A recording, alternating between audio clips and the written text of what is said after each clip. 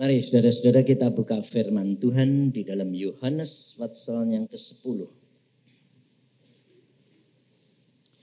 Yohanes pasal yang ke-10. Saya yakin saudara, ayat ini adalah ayat yang saudara dan saya itu selalu hafal. Karena ini ayat yang selalu diharap-harapkan. Maka dari itu kita harus belajar dan kita sudah tadi kita menerima hujan berkat ini.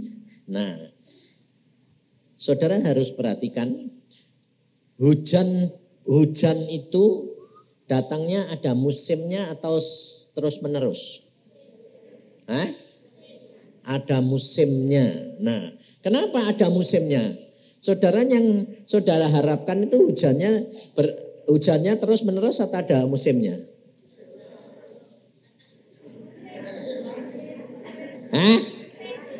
Nah, ada yang bilang musimnya, ada yang termentae banjir. Maka dari itu saudara kita itu harus menyadari semua yang terjadi di dalam alam dunia daging ini itu adalah hanya sebagian kecil daripada gambaran pernyataan nanti di surga. Semua sudah diatur oleh Tuhan begitu rupa indah pada waktunya. Nah, jadi saudara, kalau engkau minta hujannya itu terus menerus,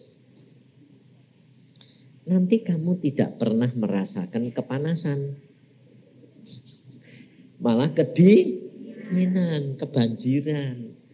Jadi segala sesuatu itu ada waktunya. Alkitab berkata segala sesuatu ada waktunya. Nah, untuk kebahagiaan orang Kristen Tuhan Yesus berkata aku datang. Nah, di dalam ayat yang Yohanes 10 ayat 10. Pencuri datang hanya untuk mencuri dan membunuh dan membinasakan.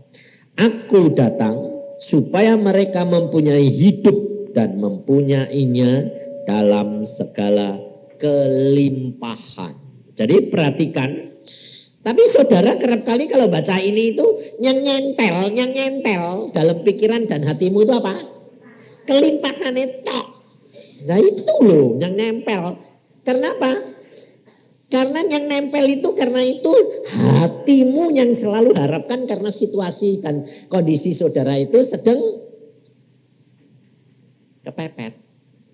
Nah itu masalahnya. Nah maka dari itu kalau saudara baca firman kerap kali cuma yang nyentel cuma yang apa?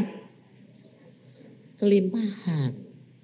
Padahal ayat ini berkata pencuri datang hanya untuk mencuri dan membunuh dan membinasakan. Nah, jadi ayat ini kelimpahan ada hubungannya dengan pencuri, ada hubungannya dengan hidup.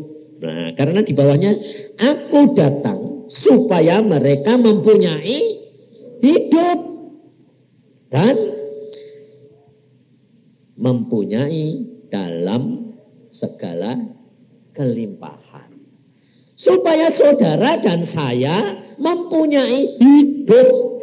Itu yang penting. Hidup ini yang penting. Bukan perkara kelimpahannya. Itu sebetulnya malah itu embel-embelnya itu perlengkapan. Tapi yang penting itu hidupnya ini. Karena hidupmu akan nyambung dari dunia ini sampai ke surga. Nah, soalnya apa saudara? Soalnya kalau orang-orang yang tidak di dalam Tuhan, hidupnya itu cuma sampai di dunia ini sudah itu selesai. Karena apa? Karena rohaninya nanti masuk alam maut. Di alam maut itu ada tingkatan saudara. Jadi saudara alam maut itu tempatnya di mana? Di neraka. Nerakanya itu belum ada. Nerakanya itu belum ada. Sedang disiapkan Tuhan. Memang sudah ada cuma belum diisi. Karena neraka itu penderitaan yang ribuan tahun. Jadi lama sekali. Nah, alam maut itu sebetulnya adanya itu di tengah-tengah bumi ini. Itu alam maut. Surga itu di angkasa. Kalau alam maut itu di tengah-tengah bumi ini. Kenapa alam maut itu ada di tengah bumi? Karena pada waktu Tuhan itu mengusir setan, itu setan dilempar kemana? Bumi. Nah, lalu di dalam bumi ini, ya toh, di dalam bumi ini setan membuat kerajaannya. Nah, kerajaannya, susunan kerajaannya persis di surga. Jadi ada tingkat 1, tingkat 2 itu ada. Itu ada. Cuma jangan saudara kira kalau saudara dengar tingkat itu mesti mikirnya apa? Kayak gedung bertingkat. Enggak. Malah bentuknya itu kayak manusia biasa gini loh.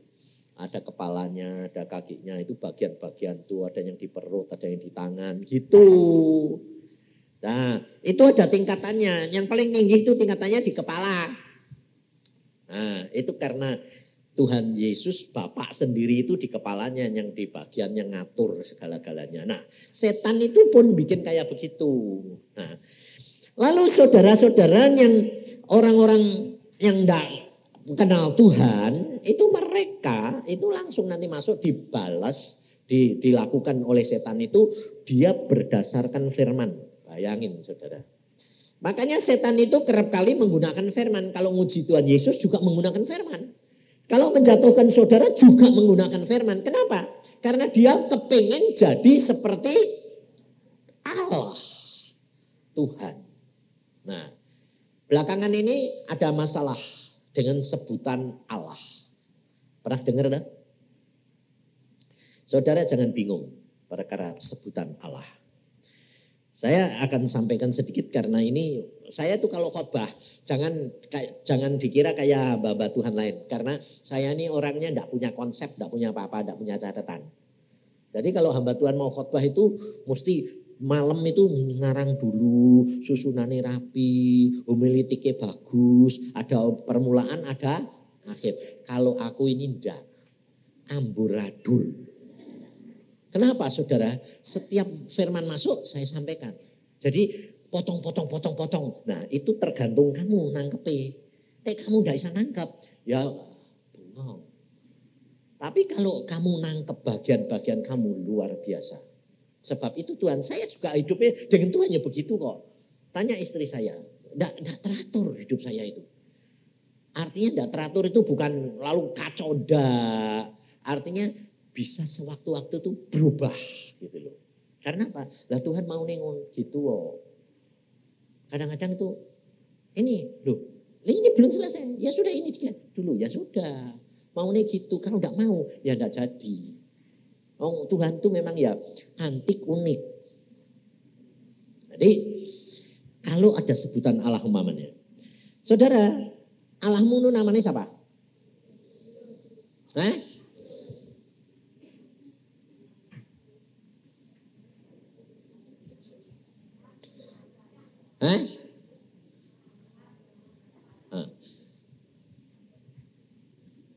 Allahmu itu sebetulnya sebelum Yesus. Yesus itu yang sudah jelas punya daging dan darah. Punya tulang enggak?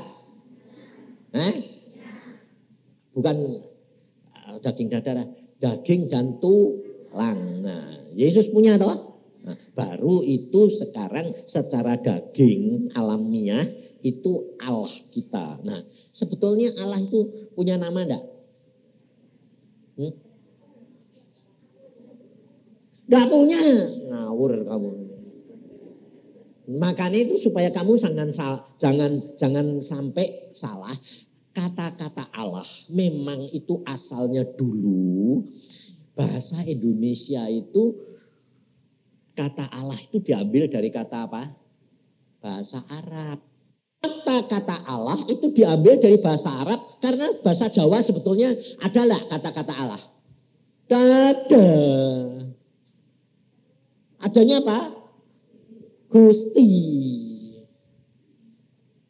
Jadi sebetulnya, lalu orang Tionghoa, namanya Allah siapa?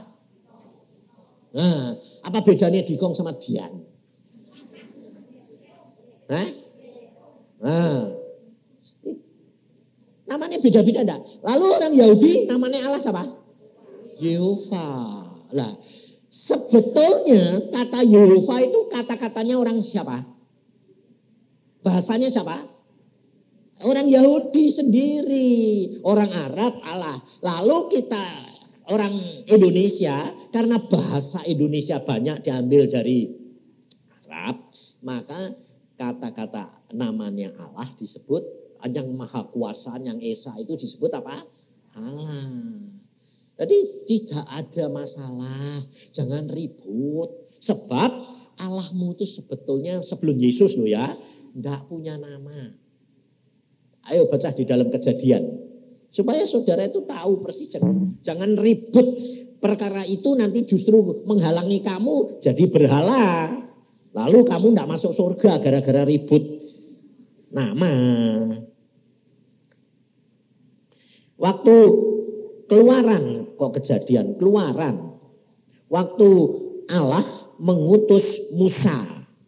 Di dalam Keluaran pasal yang ke-3 ayat yang ke-13 mulai. Lalu Musa berkata kepada Allah, tetapi apabila aku mendapatkan orang Israel dan berkata kepada mereka, Allah nenek moyangmu telah mengutus aku kepadamu dan mereka bertanya kepadaku bagaimana tentang namanya. Loh, bagaimana kalau mereka bertanya tentang nama Allahmu, Tuhanmu itu?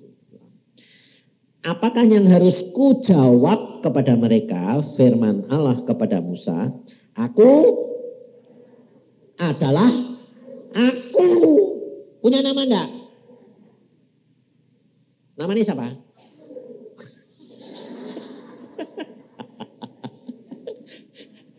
Lah kamu namanya siapa?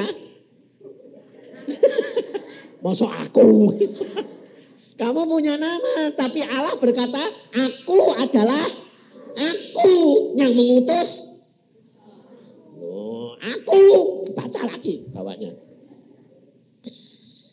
Aku adalah aku, lalu firman-Nya, beginilah kau katakan kepada orang Israel, akulah aku telah mengutus aku.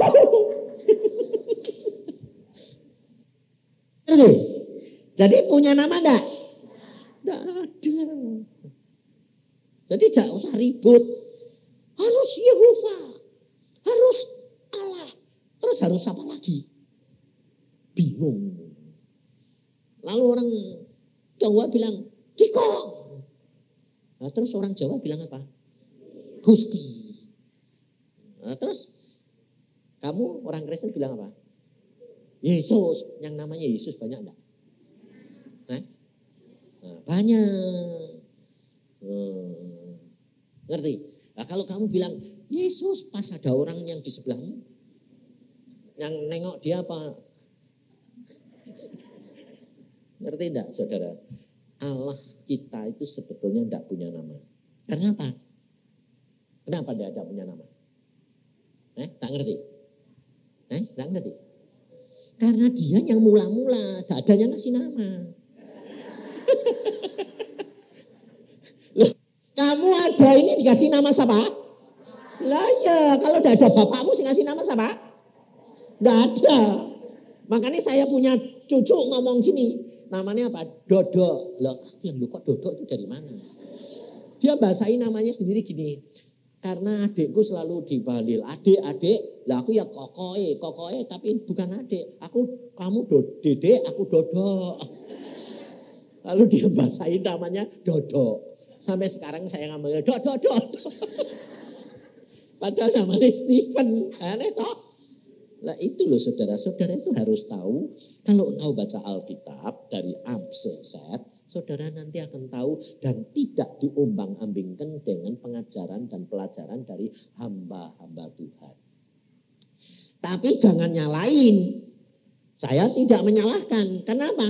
Karena mereka baru mengerti sampai di situ. Jadi jangan menghakimi, jangan menyalahkan. Cuma masalahnya saya kasih tahu supaya saudara jangan bingung. Sebab saya diteleponi, Pak, Bapak kok nyebut Allah-Allah. Itu salah.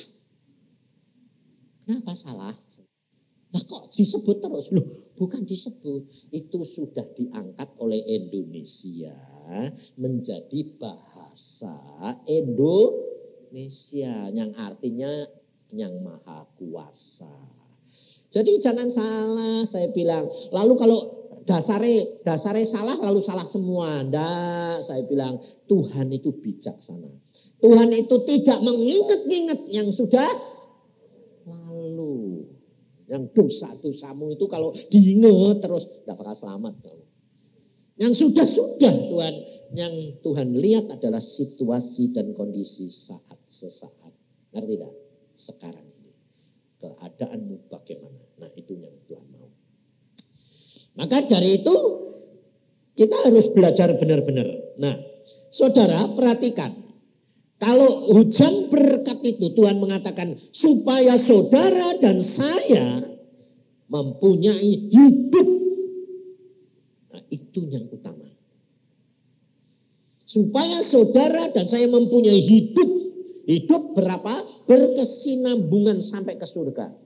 Karena itu rencananya Tuhan supaya saudara dan saya menikmati hidup. Nah, saya beritahukan dan ini penting.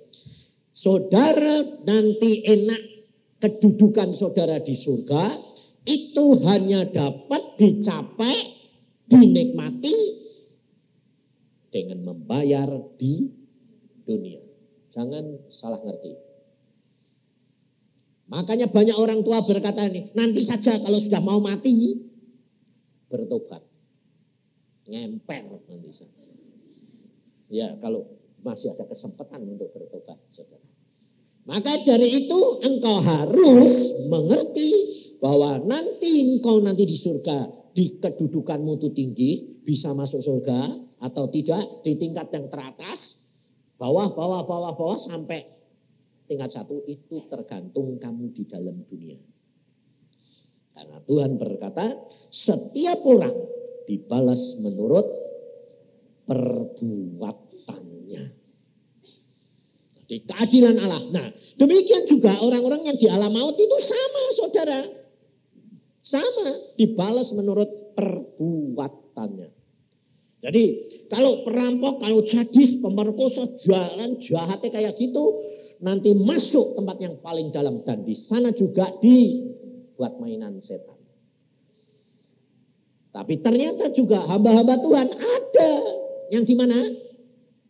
Di alam maut, tapi tempatnya tenang. Tidak diapa-apain setan. Karena apa? Memang dia tidak ngampuni. Jadi dia tidak diampuni. Salahnya cuma sidik. Ya di tingkat yang paling tenang. Cuma nunggu antri. Antri apa? Hah? Antri apa? Pengadilan, saudara. Antri. Maka dari itu jangan enak-enak. Jangan kaget. Kalau banyak hamba Tuhan, lalu ada pengikutnya ada pengikutnya itu ada di alam maut tuh, jangan kaget. Makanya hati-hati masuk surga tidak gandeng-gandengan. Sendiri-sendiri. Dan saudara tidak boleh menilai hamba Tuhan yang sedang ada. Tidak tahu. Sebab kadang-kadang selama melayani bagus. Jadi hamba Tuhan kelihatannya sabar. Bagus. Ini di Surabaya ini kejadian saya sedang melayani yang berapa puluh tahun yang lalu itu. Baik, dipakai Tuhan luar biasa. Satu saat saya datang sama Pak Sam, dikasih tahu istrinya, bilang mengatakan, Pak sakit, mati enggak hidup enggak. Loh, hamba Tuhan kok di akhir hidupnya kok mati enggak? Ayah, tiduran sakit terus. Saya tanya Tuhan, ini hambamu kenapa mau pakai luar biasa? Mujizat bisa terjadi. Kok begini? Tuhan bilang, tidak mengampuni. Waduh, tidak mengampuni Tuhan. Siapa? Istrinya. Loh, lah istrinya masih melayani gitu. Iya, tapi tidak mengampuni dia. Tapi masih untung, saudara. Apa? Tidak mati dulu. Sampai saya bilang, loh, lah kok enggak mati-mati Tuhan? Justru itu saya sayang. Kalau mati sekarang masuk, alam maut. Justru enggak mati-mati karena aku lihat hatinya itu memang mau, cuma tak ngerti. Hanya faktor apa saudara? Enggak ngerti dan cemburu. Yang saya itu dulu pencemburu. Waktu saya tahu gitu, saya waduh terima kasih Tuhan, aku mau bebas ya sudah. Dia itu hanya cemburu. Jadi pada waktu dia jadi hamba Tuhan, dia cemburu istrinya main sama orang lain. Nah, saya memang bekas pencemburu ya, bisa ngerti. Jadi saya ketemu, saya bilang, kamu bertobat. Saya bilang, kenapa kamu tidak mati-mati? Saya itu orangnya ya ceplos-ceplos gitu, ngertinya dari Tuhan gitu, tak terus kayak gitu. Jadi jangan kaget, makanya jangan cari saya. Tahu-tahu kamu nanti malah tak marahi. Saya bilang, cepat bertobat. Kalau tidak kamu masuk neraka. Saya bilang, ini pendeta loh. Karena kamu cemburunya yang salah. Saya bilang, saya dulu pencemburu. Tuhan bilang, cemburu itu tidak baik. Masih jawab saudara. Kenapa Tuhan itu cemburu? Tuhan pencemburu enggak? Nah, kamu kalau dicemburuin, ibu-ibu, kalau bapakmu cemburu sama kamu boleh enggak?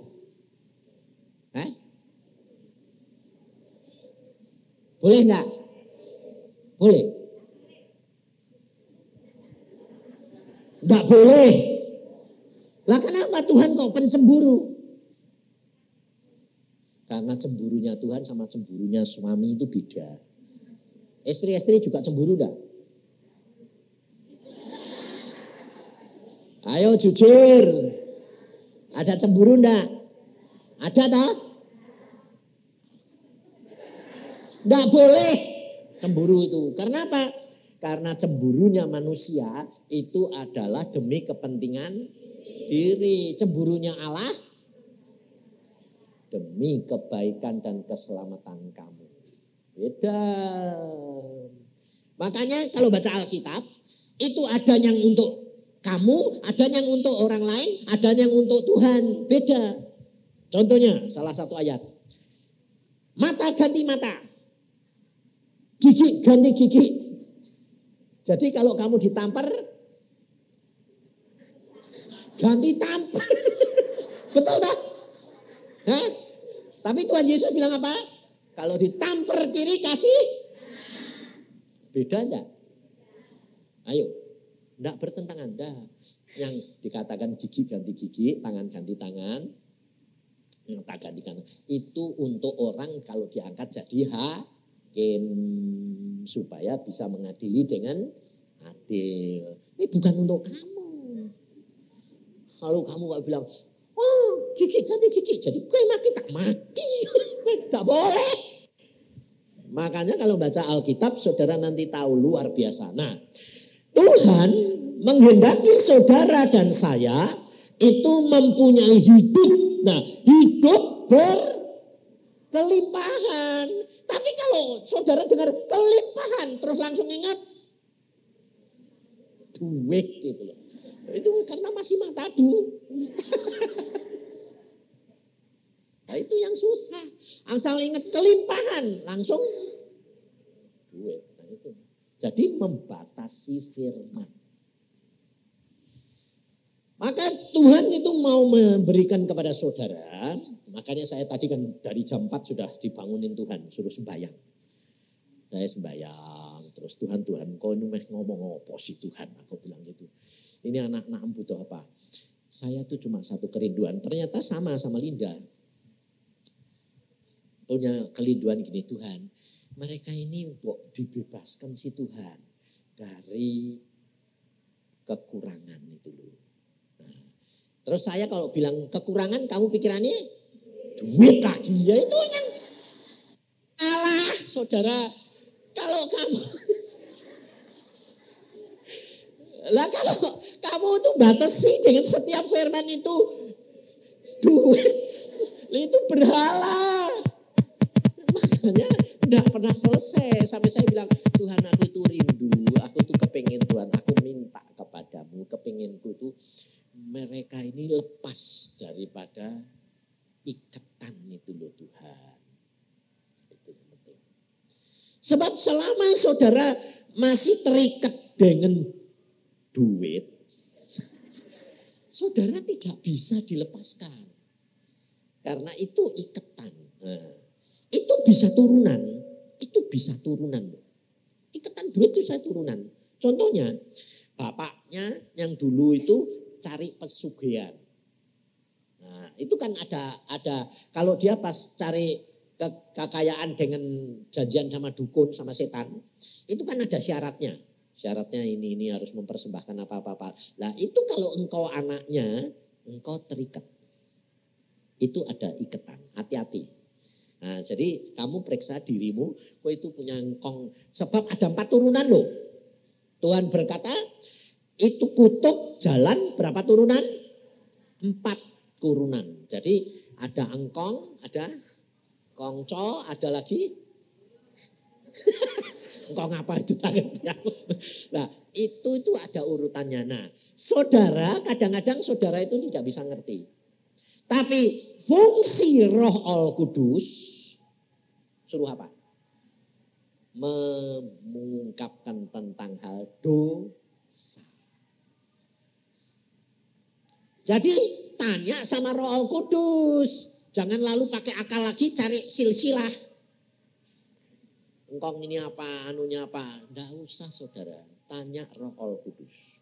Karena ada dosa yang tersembunyi yang saudara tidak tahu. Kelihatannya baik, tapi itu dosa. Nah, contohnya nasar, janji. Aku ini kenapa sih Pak? Setiap kali kok gagal terus. Itu ada turunan karena bapakmu dulu janji nasar. Nah, taunya bagaimana? Kalau Tuhan Roh Kudus mengungkapkan. Nah, kapan diungkapkannya? Itu ada waktunya. Nah, maka dari itu saudara kita itu harus tahu. Supaya apa? Supaya Tuhan menuntun kita mempunyai hidup. Nah, hidup yang berkelimpahan. Kelimpahan apa? Kebenaran. Kelimpahan kebenaran. Kelimpahan, kalau saudara itu berkelimpahan kebenaran, uang itu adalah sarana. Datang, diperintahkan. Tuhan sudah berkata apa? Aku akan memerintahkan berkat. Kalau berkat apa? Duit meneh. Berkat itu macam-macam. Kesejahteraan, kesehatan, ya toh? Damai sejahtera, itu berkat saudara. Coba kue punya duit banyak, tapi sakit jantung terus kencing manis.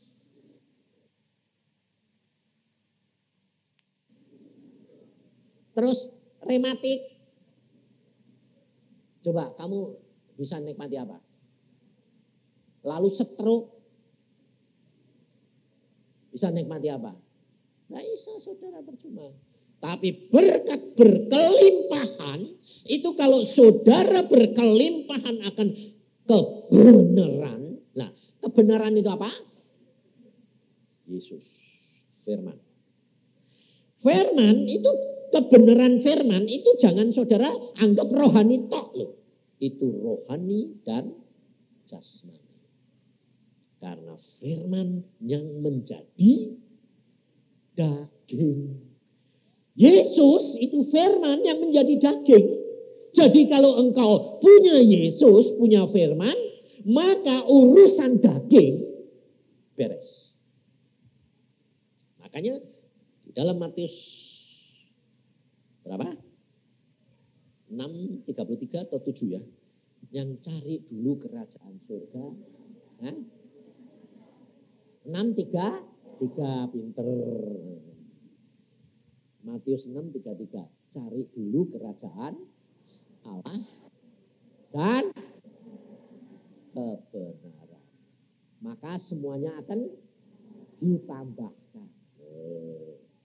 Jadi Jangan saudara itu punya anggapan itu. Nah, terus ada hubungannya lagi ya toh di dalam Matius. Nah, ini cara pengertian ini saudara tahu dulu Matius 16. Saudara sudah ngerti, nah itu gampang dilepasin. Beda loh saudara. Beda dari khotbah saya yang kemarin ya. Sampai saya itu lupa sudah berapa hari. Yang kemarin. Iman itu percaya tanpa ngerti. Tapi pembebasan ngerti dulu. Jangan gini, kan Tuhan Maha tahu. Dalam nama Yesus aku bebas loh, kok enak. Ngerti dulu. Makanya Linda bilang, seperti dikatakan, umpamanya kata-kata inner healing. Inner healing itu apa tahu sebetulnya? Penyembuhan batin. Sebetulnya penyembuhan batin itu bahasa mana toh? Bahasanya orang apa? Ilmu jiwa. Di dalam Yesus penyembuhan batin itu begini. Kamu baca firman, Roh Kudus kamu punya motivasi dan tanggapan yang benar. Kamu bilang, Tuhan berikan aku mengerti firman-Mu. Lalu kamu baca firman, Roh Kudus mengingatkan. Loh, jangan kamu terikat. Jangan kamu iri hati. Loh, terus diingatkan. Loh, gue saya iri hati. Langsung itu inner healing, saudara. Itu kamu diingatkan Roh Kudus sakit hati. Waduh, bersama ya Tuhan. Ingat, oh mbak ini. Oh ya betul Tuhan. Nah dia gini. Nah, jadi kalau saudara diingatkan, kerap kali orang-orang itu masih munafik. Munafiknya bagaimana? Oh ya Tuhan, aku ampuni. Tapi ternyata ngomongnya mulutnya ngampuni, tapi hatinya. Kalau saudara mau diingatkan Roh Kudus, jangan sakit hati. Nah, sakit hati sama Tuhan, si A. Nah, langsung ingat, oh ya perbuatannya dia kenapa kok saya bisa sakit hati. Kupas, wah ya dia gini sih Tuhan. Nah, terus kamu juga ngomong, nah, kamu begitu enggak sama Tuhan. Ya, iya kalau kamu enggak Tuhan ya gitu dia enggak kamu. Bodoh, ayo. Ya Tuhan, aku nanti kalau udah ngampuni dia, aku udah mau ampuni loh, sama toh. Nah, jadi dari situ kamu, oh ya sudah Tuhan aku ampuni. Nah, beres. Ngerti? Jadi makanya saya berkata, kalau kamu sampai mau berbuat dosa sekalipun, ngomong sama Tuhan. Contohnya bagaimana?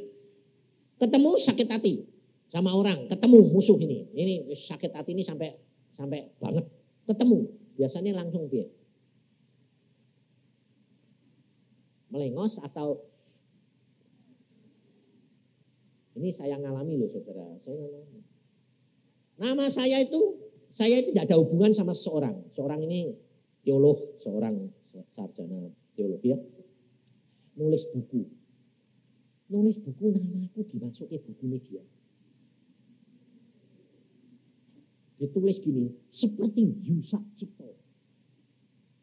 Dia melakukan ini demi kepentingannya sendiri. Lalu ketemu dok gereja. Nah, ini pas saya baca, dia masuk gereja, aku yang masuk sama istri saya. Wah, yang minta takoni yang. Jadi ini jangan dikira kalau sudah jadi hamba Tuhan gini terus sudah mulus apa bilang. Masih sakit enggak? Masih dicubit sakit enggak? Gitu. Parah nih tak tanyain. Kok itu kan enggak ngerti. Istri saya bilang, buat apa sih yang? Terus kalau sudah diomongin gitu bisa nurut. Enggak. Suami itu paling gengsi. Makanya istri-istri harus tahu. Tek ngomong itu mesti laporin dia aja. Jadi pencet. Tapi suami-suami itu kerap kali terlalu, istri-istri itu kerap kali terlalu baik. Baiknya bagaimana? Kasihan Tuhan, jangan dihukum. Jangan dihukum piye. Jangan Tuhan proses gitu loh.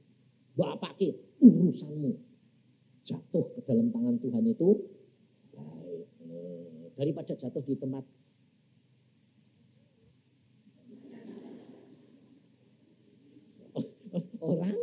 yang celaka 12. Lah orangnya kalau sama dengan kamu kan susah. Jadi pada waktu saya mau gitu istri bilang, buat apa siang? Buat apa-apa. Saya sudah melangkah loh. Roh Kudus ngomong, tidakkah kamu rela dihina karena aku? Ya sudahlah. Saudara tahu? Hanya Roh Kudus, kalau engkau bergaul karib dengan dia, maka engkau dapat menjadi pelaku firman. Kalau tidak, saudara tidak akan mampu. Jangan saudara kira bahwa engkau bisa merubah karaktermu hanya karena pengetahuan dan membantu. Tidak. Hanya karena Roh Kudus mengingatkan dan firman kamu imani, dia mengubah kamu. Maka dari itu saudara perhatikan. Bangsa Israel pada waktu dia keluar dari tempat penderitaan, sama dengan keadaan saudara saat ini. Kita mau berkelimpahan. Kita mau keluar dari penderitaan, penindasan Mesir. Dalam bidang kesehatan, dalam bidang keuangan, dalam bidang rumah tangga, dalam bidang pemerintahan dan bisnis. Ya toh? Nah. Lalu Tuhan datang berkata, aku akan keluarkan kamu dan aku sudah sediakan tanah Kanaan yang penuh dengan susu dan madu. Tapi perhatikan, jalannya langsung menuju ke sana atau dibawa kemana? Padang gurun. Pada waktu sudah keluar ke padang gurun, Tuhan sengaja mengatakan kepada Musa, Musa, tuntun orang Israel balik menghadapi laut kosong. Loh, aneh enggak? Makanya kalau saudara itu pelajari, saudara tidak akan kecewa ikut Yesus. Kenapa? Karena kalau kamu mengerti jalannya Tuhan, kamu akan selalu ucapkan syukur. Sudah keluar ke padang belantara, lalu sudah jauh dari Firaun, Tuhan berkata, balik ke menghadap ke sungai, ke laut kosong. Lalu sudah menghadap, Firaun di perintah Tuhan. Loh, saudara tahu, Firaun ngejar bangsa Israel itu disuruh Tuhan enggak? Hati Firaun dikeraskan. Bayangin, coba saudara kalau jadi Musa, Tuhan kamu dikasih tahu, kamu pergi ke sana, temui dia, minta supaya dibebaskan. Tapi Firaun tak kasih tahu, jangan. Tak keras ke hatinya, supaya jangan dikeluarkan. Mau enggak kamu? Enggak mau. Harus mau, kok enggak mau. Mau enggak mau gitu itu namanya masih ngatur awake dhewe, ngatur Tuhan. Saudara dan saya itu cuma nurut ngelakuin. Dan nanti dari situ kamu lihat apa? Kemuliaan Tuhan. Memang Tuhan itu suka gitu. Aku sampai gini, Tuhan, kamu ini kok kadang-kadang kok suka bikin aneh-aneh. Suka gurau, suka dagelan. Dagelannya Tuhan itu dagelan dunia. Jadi suruh ke sana, tidak ada gunanya. Lu ini bukan ngapain? Nurut. Musa disuruh naik temu Tuhan, nemu. Lalu Tuhan dia bilang, Musa, orang Israel itu jangan dekat gunung, kasih pagar. Bikin pagar. Sudah dibikin pagar. Naik ke gunung ketemu Tuhan, ketemu tak loh. Belum ngomong-ngomong, baru ketemu. Kamu balik turun. Ngapain? Kasih tahu, jangan melanggar pagar. Lu sudah dipagari kok. Ya wes turun, naik, turun. Bayangin saudara. Ngerti? Tuhan tuh maunya kamu nurut tanpa mikir. Karena kamu kerap kali mikir. Nurut aja lah. Pasti enak. Dan kamu akan melihat kemuliaan Tuhan demi kemuliaan Tuhan. Saya alami. Saya itu dulu bandel kayak papanya istri saya ini. Makanya sampai dulu kan dia kurus kering. Gak bisa gendut-gendut. Karena apa? Nangis. Terus dia itu kerjanya itu dulu tuh nangis di bawah kaki Tuhan. Sebab apa? Kalau ngomong malah tak semprot. Nah, saya itu punya kelemahan tuh. Setiap orang itu punya kelemahan. Kelemahannya apa? Kalau lihat air mata dia, kayak orang disiram es. Marahku kayak apa kalau dia sudah meleleh. Saya bilang, stop, sudah, selesai. Jangan nangis lagi. Tapi dia ini pinter, jadi habis itu punya senjata. Jadi kalau saya tahu gini-gini, dia cuma sembahyang, nangis. Saya lihat, aduh matang. Setiap orang itu punya, saudara. Ngerti enggak? Kelemahan. Dan saya punya kelebihan lain lagi. Saya kenapa kok bisa sayang sama dia sampai dulu gak seneng jadi seneng. Itu ada kelemahan aneh lagi. Saya kalau bau keringat dia, senengnya luar biasa. Aneh.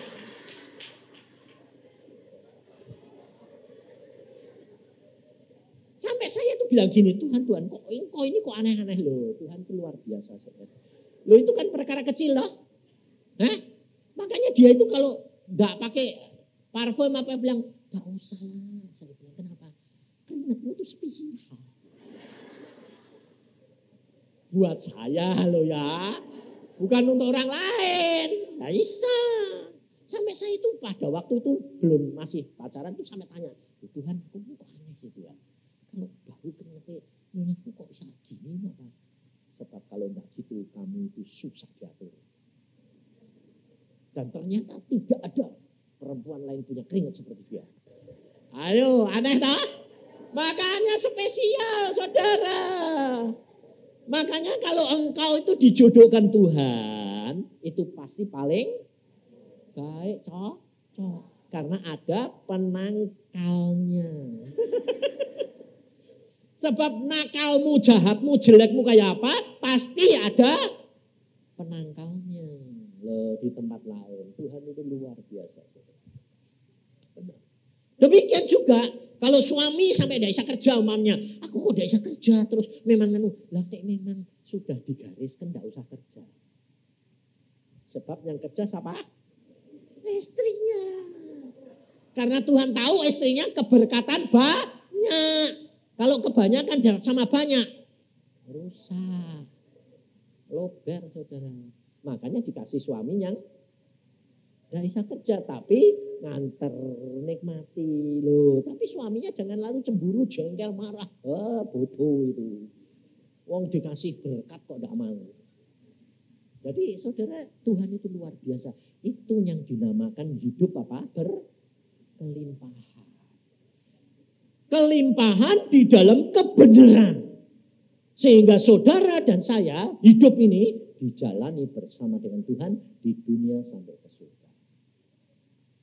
Nah, itu otomatis. Coba di dalam Lukas 16 ayat yang ke-9.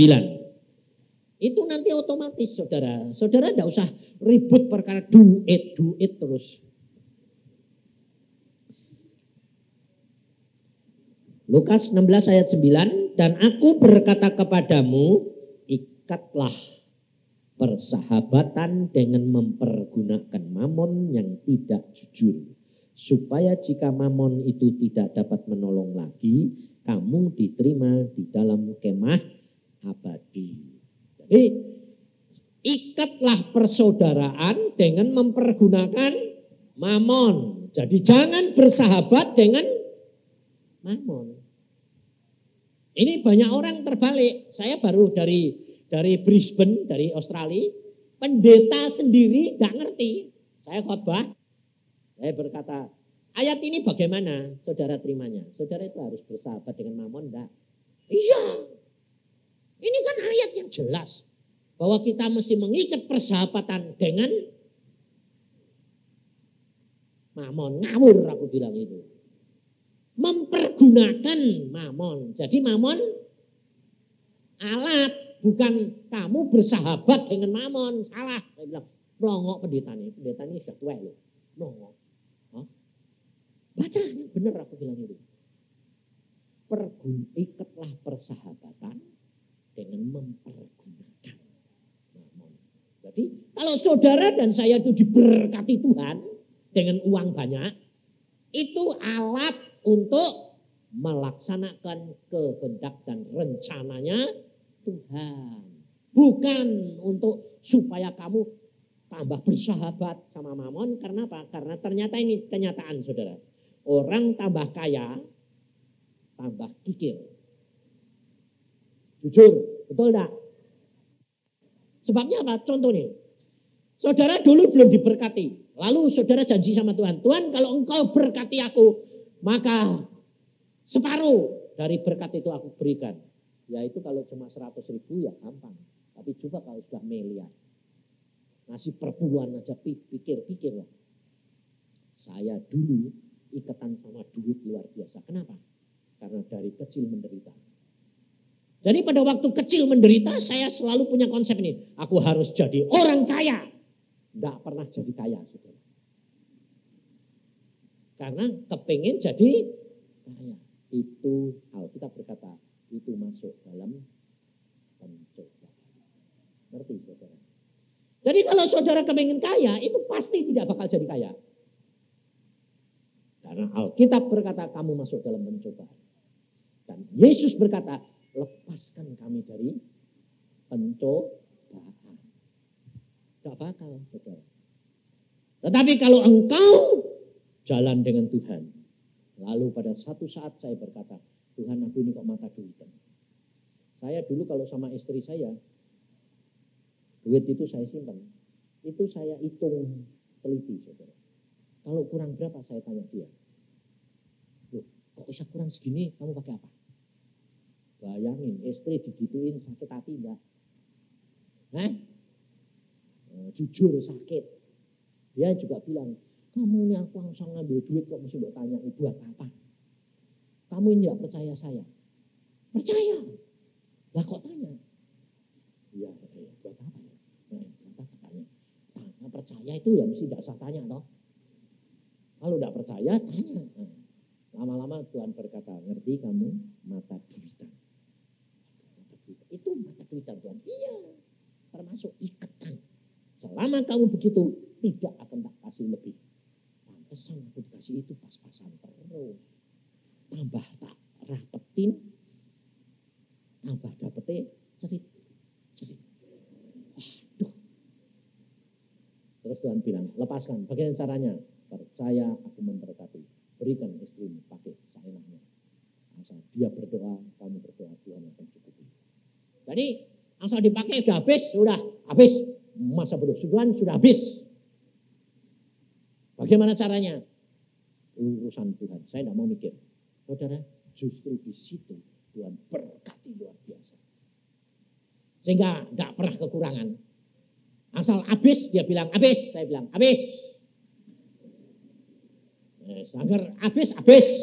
Tak sambung wae lah. Masa bodoh urusannya Tuhan. Tapi ngalir terus luar biasa. Tapi harus mengalami kelepasan saudara. Kelepasan bagaimana caranya? Nurut firman. Nah, biasanya itu nurut firman ini ada caranya Tuhan. Malah bertentangan. Jadi contohnya gini. Kamu dari rumah sudah dikasih tahu sama saya dari rumah dikasih tahu istri. Uangmu habis. Tinggal untuk besok. Untuk besok. Ya wes. Aku bilang habis tinggal besok. Saya pelayanan dapat duit. Wah, ada orang bilang gini. Pak, ini ada berkat untuk Pak Yusa. Bayangin. Kan pasti buat saya toh. Orang itu berkata berikan Yusa. Jadi untuk saya toh. Saya langsung boleh telan enggak? Enggak boleh saudara. Untuk saya loh ya, buat kamu lain lagi. Kalau belum tingkatnya itu jangan niru-niru, gepeng nanti. Sebab kalau saya terima, saya berkata, Tuhan, ini untuk aku enggak. Nah, kalau Tuhan bilang kantongi, nah itu bagian saya. Nah, pada waktu itu saya nerima gitu, saya ingat istri saya sudah habis. Jadi pada waktu terima, Pak, ini ada berkat buat Pak Yusa. Waduh, puji Tuhan. Saya ingat dah. Ingat toh? Habis toh? Saya tanya Tuhan itu tadi sama ingatan saya beda enggak? Enggak, beda. Saya gini, Tuhan ini untuk siapa? Tapi aku kepengen enggak? Nah itu saudara.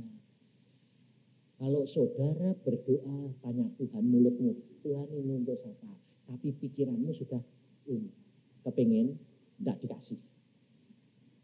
Ini buktinya, Tuhan ini untuk siapa? Tuhan bilangnya, ketawa. Wah mateng. Dari cara ketawanya saya itu kamu ngerti enggak? Jawabannya ngerti enggak? Nah, kenapa kalau kue sembahyang kok minta jawabannya mesti yang jelas? Nah, sekarang saya kasih cerita dari ketawanya aja kamu tahu enggak? Nah, kok kamu minta mesti jawabnya, enggak usah bergaul akrab. Itu enggak usah ngomong. Kadang-kadang Tuhan ketawa. Hehehe. Tahu aku. Terus saya malu sendiri, saya bilang gini, ya ngerti aku. Kowe ngerti hatiku toh. Aku kepingin toh. Iya. Itu bukan buat kamu. Buat orang lain.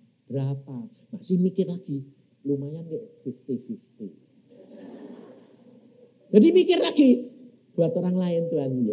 Ya Tuhan. Berapa? Tapi mikirnya di sini lumayan kalau 50-50 lumayan. Diketawain lagi. Semua. Mak pelong hilang terus kecewa dah. Kecewa sebentar. Kalau enggak kecewa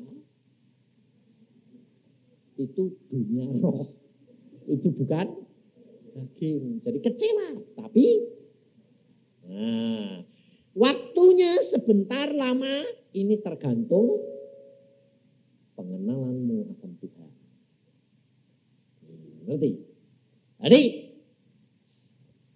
kecewa. Enggak aku Tuhan. Udah. Nah, yang saya bilang sama istri saya, ada yang berkat tapi bukan untuk saya. Terus istri saya bilang, kenapa? Lah aku sudah kepengen. Oh, kepengen mah enggak boleh. Tuhan itu aneh. Kamu mau, dia enggak mau. Kamu enggak mau, dia mau. Mbok pura-pura enggak mau. Ada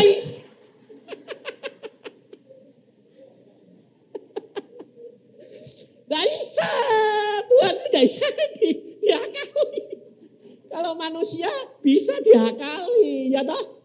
Contohnya gini, hamba Tuhan cerita, aku menderita di sana itu loh, susah saudara, sudah keadaan kayak gini-gini, tergerak ngasih enggak? Diakali, padahal di sana itu cuma dia hanya cerita. Saya ketemu seorang hamba Tuhan sendiri, saudara. Saya ketemu sendiri. Saya bilang, kamu ini diberkati Tuhan luar biasa, tapi kok cerita kok selalu melasi, saya bilang. Lalu dia bilang, kalau enggak gitu nanti berkatnya enggak ngalir, kurang ajar. Ini saya ngomong sendiri sama hamba Tuhan.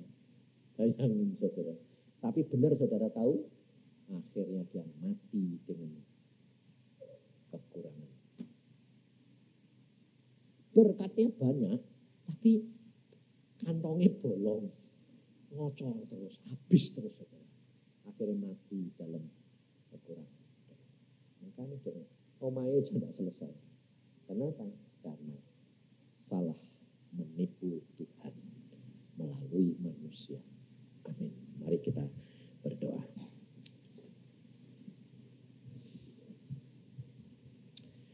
Tuhan Yesus, firman-Mu session ini sudah nanti disambung setengah jam lagi. Engkau tahu Tuhan keadaan kebutuhan anak-anak-Mu ini dan kerinduan kami supaya mereka lepas dari ikatan kekurangan, masalah, penderitaan, bagaimana caranya Tuhan. Karena ini karya-Mu dan hanya Engkau yang dapat melepaskan kepada anak-anak-Mu. Tanpa Engkau, mereka tidak akan mampu. Harus dilalui dan dilakukan dulu dalam dunia roh.